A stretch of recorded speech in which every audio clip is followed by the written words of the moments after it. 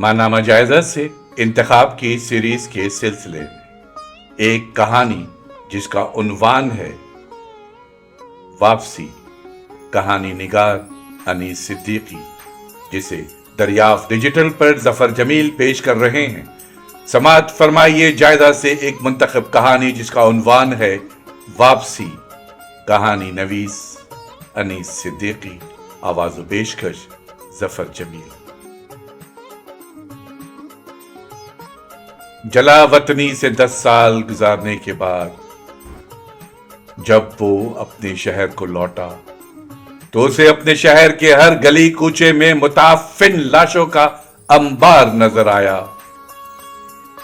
10 سال کے عرصے میں اس کے شہر کی حیت بالکل بدل چکی تھی، یہاں تک کہ اسے اپنے گھر تک پہنچنا بھی بے حد مشکل نظر آ رہا تھا۔ وہ دن بھر لاشوں کے انبار سے گزرتا، اپنا گھر تلاش کرتا رہا۔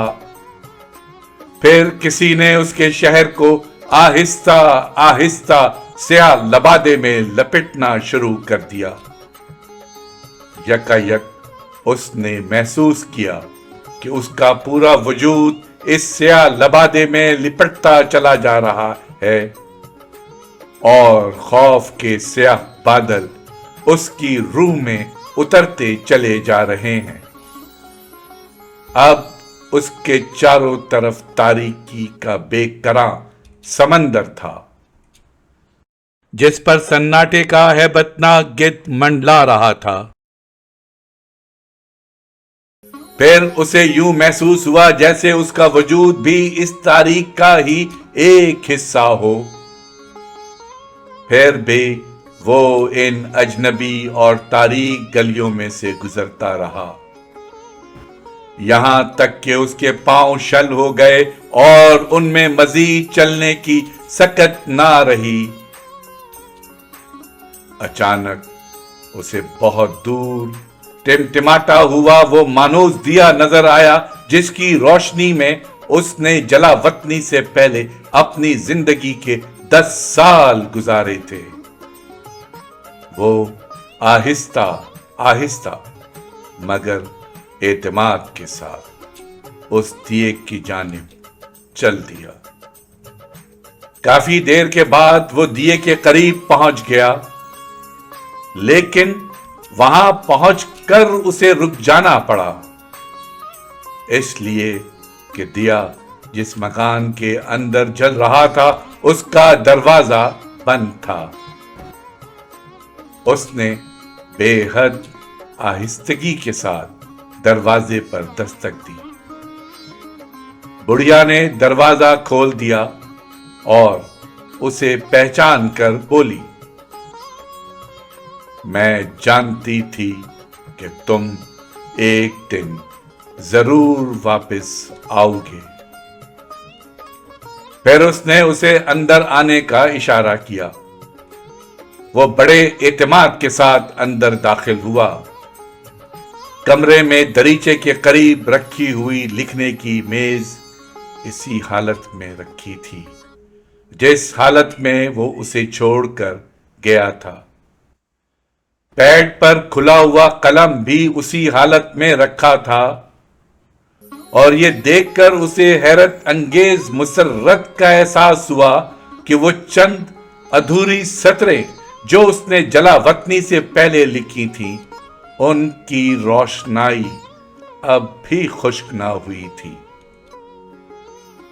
اس نے ایک انجانی مسرت کے ساتھ قلم اٹھا لیا۔ برابر والے کمرے سے کسی عورت کے آہستہ آہستہ کرہانے کی آواز آ رہی تھی۔ اس نے بڑھیا کو بلا کر پوچھا کہ یہ کس کے کرہانے کی آواز ہے۔ بڑھیا کی دونوں آنکھیں اس کے چہرے پر سے نکل کر اس کی اپنی آنکھوں پر ثبت ہو گئیں، اور بڑھیا کے لب آہستہ آہستہ ہلنے لگے۔ کیا تمہیں نہیں معلوم کہ وہ دوسرے کمرے میں پچھلے 10 سال سے درد ذی میں مبتلا ہے۔ سیاہ لبادہ آہستہ آہستہ اس کے جسم پر سے اترنے لگا۔ عورت کی کرا اب سسکیوں میں بدلنے لگی تھی۔ ادھوری سطریں مکمل ہو رہی تھیں۔ یکا یک فضا کسی نومولود کی چیخ سے تھرا گئی۔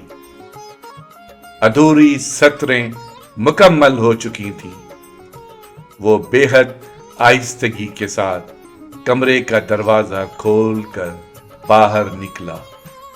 دور مشرقی افق پر صبح کا اجالا پھیل رہا تھا۔